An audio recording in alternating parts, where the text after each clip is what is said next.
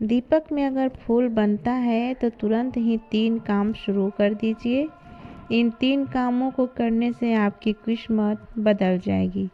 भगवान आपसे बहुत प्रसन्न होंगे और आपके सभी बिगड़े काम बनने लगेंगे। दोस्तों, 2 दिन पहले संपन्न हुई कथा में बताया गया कि यदि आपके दीपक में फूल बनता है तो इसे बहुत गंभीरता से लेना चाहिए, क्योंकि यह संकेत है कि परमेश्वर भगवान की कृपा अब आप पर होने वाली है। जो भी कठिनाइयाँ आपको लंबे समय से परेशान कर रही थी, वे समाप्त होंगी। आप आर्थिक रूप से मजबूत होंगे, आपकी मनोकामनाएं पूर्ण होंगी और भगवान स्वयं आपके घर में वास करेंगे। दोस्तों, हमारी बात पर थोड़ा गौर कीजिए। दीपक में फूल कब बनता है और क्यों बनता है? देखिए, जब भगवान आपको कोई संकेत देते हैं, खास तौर पर आपकी पूजा स्वीकार होने के समय, तब दीपक में फूल बनते हैं। वैसे तो भगवान कई प्रकार से संकेत देते हैं। कुछ संकेत हम समझ पाते हैं और कुछ भी नहीं समझ पाते हैं। जैसे कभी सपने में भगवान दर्शन दे देते हैं, कभी पूजा करते समय फूल अपने आप गिर जाता है, कभी बार बार भगवान के दर्शन होने लगते हैं, या फिर ऐसा लगता है मानो भगवान की मूर्ति आपको देखकर मुस्कुरा रही हो। दोस्तों, यह सभी संकेत बताते हैं कि आपकी मनोकामना पूर्ण होने वाली है। लेकिन दीपक में फूल बनना एक विशेष संकेत है। यह संकेत सभी को नहीं मिलता। यह केवल उन्हें मिलता है जो भगवान के पक्के साधक होते हैं या जो भगवान के अत्यंत प्रिय होते हैं। यह फूल रोज नहीं बनता, कभी कभार ही बनता है। कई लोग सोचते हैं कि अगर यह भगवान का संकेत है तो रोज बनेगा। ऐसा नहीं है। यदि एक बार भी आपके दीपक में फूल बना है तो समझ लीजिए भगवान आपसे प्रसन्न है। खास तौर पर यह फूल साधना काल में, नवरात्रि में, पितृपक्ष में अधिक दिखाई देता है। यह फूल गोल बाती में भी बनता है और लंबी बाती में भी। कई लोग सोचते हैं कि लंबी बाती में फूल नहीं बनता। यह धारणा गलत है। अब एक और महत्वपूर्ण बात, यह फूल कभी गुलाब जैसा, कभी कमल जैसा, कभी नेत्रों जैसा, कभी चित्र, कभी सूर्य या चंद्र जैसी आकृति में दिखाई देता है। कभी कभी आपको खड़िया, तलवार जैसी आकृति भी दिख सकती है।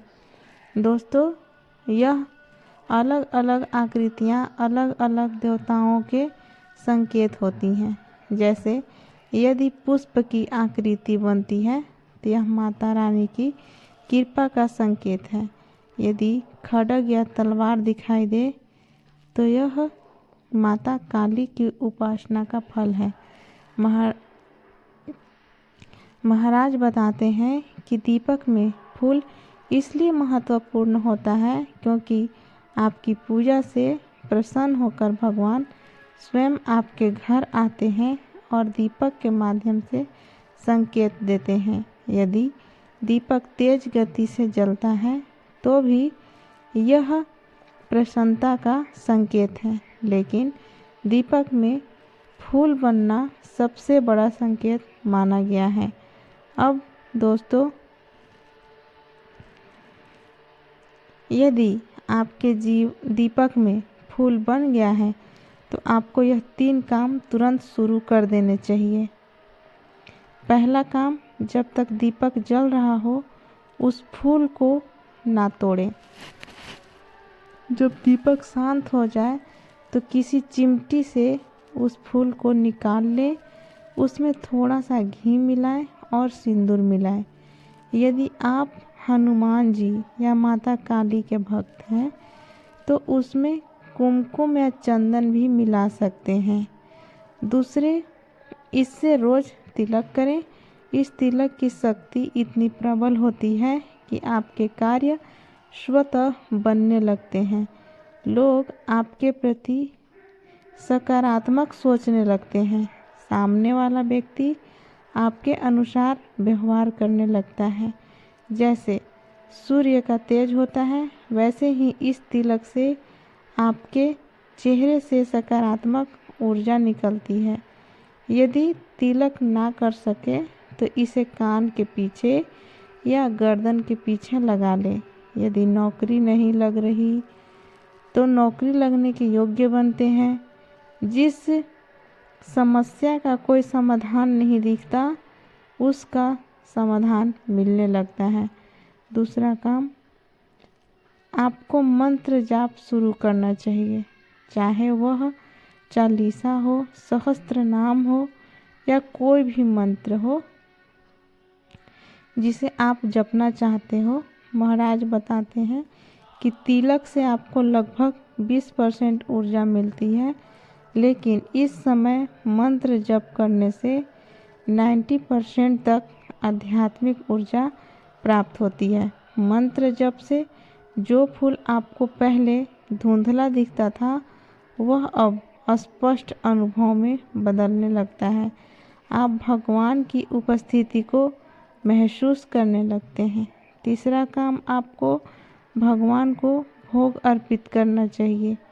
भक्तों, सभी योनियाँ, देव योनि, मनुष्य योनि, जीव योनि, सब भोग से ही तृप्त होती हैं।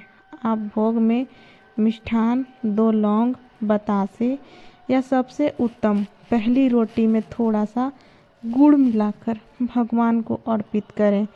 15 से 20 मिनट बाद उसे पूरे घर में बांट दें। भोग अर्पण करते समय आंखें बंद करें और भगवान का आवाहन करें ताकि वह भोग स्वीकार करें। इन 3 उपायों से भगवान अस्थायी रूप से आपके घर में वास करते हैं और हर प्रकार की विपत्ति का नाश करते हैं। भगवान की कृपा के 8 लक्षण महाराज बताते हैं। शांति और क्षमा, घोर अपमान के बाद भी मन शांत रहना हरि कृपा का संकेत है। दोष दर्शन से दूर रहना, दूसरों की बुराइयों की बजाय अच्छाइयाँ दिखने लगे। भीतरी और बाहरी पवित्रता, मन, वाणी और कर्म में शुद्धता, धर्म विरोधी कर्मों से दूरी, भक्ति में बाधक कार्यों से स्वतः विरक्त, भजन का फल सबको अर्पित करना, अपने भजन का लाभ सबके लिए चाहना, भजन से कुछ भी ना मांगना, निष्काम भक्ति की भावना, मान सम्मान से असक्त रहना, विनम्रता और सरलता, करुणा पर ममता नहीं, सब पर दया पर मोह से मुक्त। दोस्तों, यदि यह लक्षण आपके जीवन में प्रकट हो रहे हैं तो समझ लीजिए प्रभु की कृपा आप पर बनी हुई है। जय श्री राम। हरि कृपा सदा बनी रहे। तो आपको आज का वीडियो कैसा लगा कमेंट में आप ज़रूर बताइएगा। तब तक के लिए जय श्री कृष्णा, राधे राधे।